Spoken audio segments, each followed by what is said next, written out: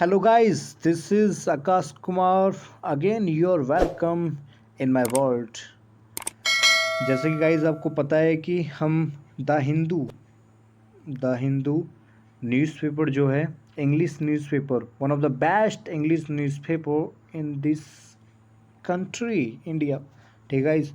तो जो the Hindu newspaper है, इसमें जो रिपीटेड वर्ब्स होती हैं, रिपीटेड वकैब्स होती हैं, क्या गाइज, रिपीटेड वर्ब्स होती हैं ना, यानी वकैब्स होती हैं, उसकी हम वीडियो चला रहे हैं, है ना गाइज।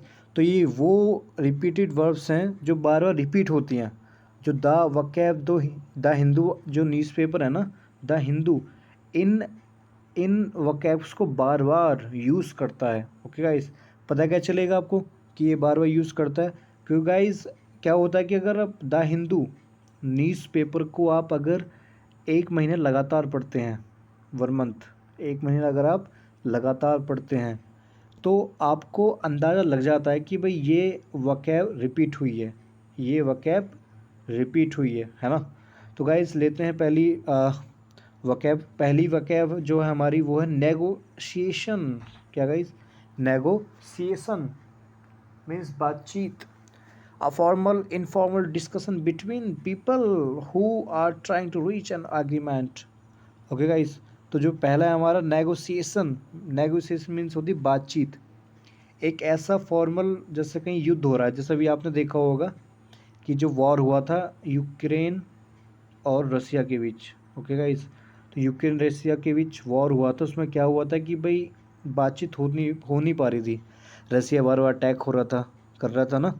तो जो यूक्रेन वो क्या चाह रहा था, वो नेगोशिएशन चाह रहा था। क्या, नेगोशिएशन चाह रहा था, यानी बातचीत। तो एक फॉर्मल इनफॉर्मल डिस्कशन होता है between people who are trying to reach an agreement, एक ऐसा एग्रीमेंट पे पहुँचें ताकि जो चीज़ें रुकें। ओके गाइस, जैसे ओके गाइस आगे चलते हैं, अगला देखते हैं नेक्स्ट हमारा क्या है। तो जैसे कि आपको स्क्रीन पर दिख रहा होगा, जो नेक्स्ट हमारा उसका नाम है श्रिंक। नेक्स्ट वकैब है हमारी श्रिंक। क्या गाइस, श्रिंक। श्रिंक मीन्स हो जा सिकुड़ जाना, कोई चीज़ सिकुड़ जाती है। To become smaller, to become smaller. जैसे जो my T shirt shrank in the wash, होता है ना कि भाई जब आप कोई कमीज़ धोते हो, कपड़ा धोते हो, तो वो क्या हो जाती है, सिकुड़ जाती है, नहीं छोटी हो जाती है, पहले बड़ी होती है, फिर वो बाद में श्रिंक हो जाती है, सिकुड़ जाती है। तो उसका मतलब क्या, to become smaller. Okay guys, आगे चलते हैं। The next one is estimate. You know very well, estimate means a rough और अप्रोक्सीमेट कैलकुलेशन, यानी अनुमान या आकलन। कि भाई कहते हैं ना कि कंपनी का एस्टिमेट टर्नओवर 2 करोड़ है पर डे, यानी हर दिन इतना एस्टिमेट तो दे देती है कंपनी, है ना। तो एस्टिमेट मीन्स होता है अनुमान या आकलन लगाना। ओके गाइस, रफली होता है इसकी कैलकुलेशन। अगला देखते हैं गाइस, नेक्स्ट इज एविएशन। ये आपको तो बार बार दिख जाएगा द हिंदू न्यूज़पेपर में एक्चुअली ये द हिंदू का फेवरेट बन चुका है।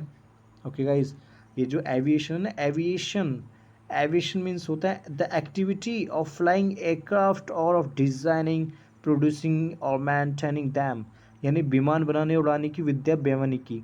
यानी जो आपको गाइस दिख रहा होगा कि जो विमान मतलब जो हवाई जहाज़ है, उसको आपको बनाना है या कुछ भी मतलब कोर्स करना है, बनाना है, डिज़ाइन करना है ना, कुछ भी उसके पार्ट्स और कुछ भी करने, तो उस क्या बोलोगे, साइंस का नाम है एविएशन। क्या guys, aviation.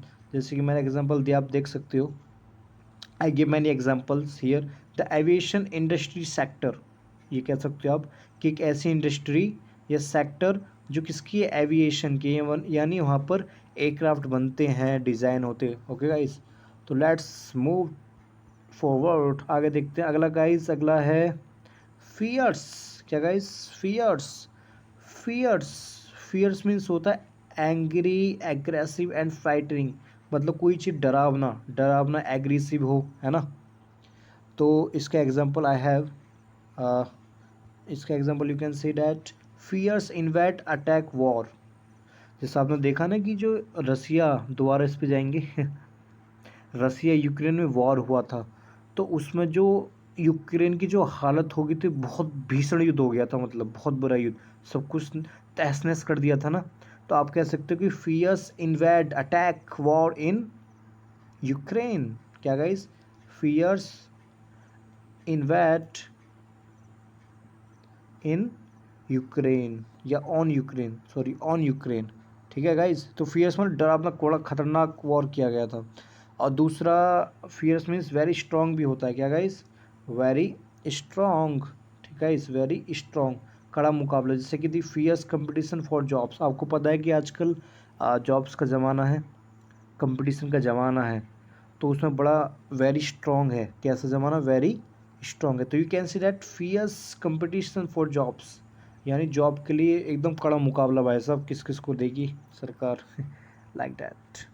The next one is, okay guys, let's move next one.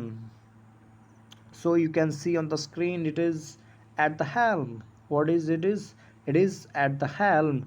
At the helm means होता है guys chief in charge of an organization group of people. प्रमुख मतलब जो किसी कंपनी में या किसी ग्रुप में, किसी कंपनी या किसी ग्रुप में जो इंचार्ज होता है, इंचार्ज जो होता है, जो प्रमुख आदमी होता है, जो मैन आदमी होता है, ओके गाइस, वो किसको क्या बोल सकते हो आप उसको? Eight the helm. what we can say that, we can say that he is at the helm. Or I have many sentences, or two sentences you can see on the screen. It is, first one is, he is the first manager to be at the helm of this hotel. यानी जो आप screen पर देख रहे हो ये पहला manager है इस होटल का। ओके गाइस, चीफ इंचार्ज है basically. The next one is, he has been at the helm of this company for 31 years. यानी ये जो है again we will take this one, दोबारा से लेंगे हम। ये जो है इस कंपनी का 31 साल से, 31 ईयर्स से इंचार्ज रह चुका है, रह रहा है। ठीक है गाइज, तो एट द हेल्म, ये तो बहुत इंपॉर्टेंट है गाइज, ये एसएससी में भी आ सकता है। ओके गाइज, सीजल कंपटीशन में पूछा जाता है। तो एट द हेल्म मीन्स होता है chief in charge. Let's move forward, आगे चलते guys. The next one is, oh finish. Okay guys, thanks for watching this video and do comment, do like, share and don't forget to subscribe my channel. Okay guys, signing off.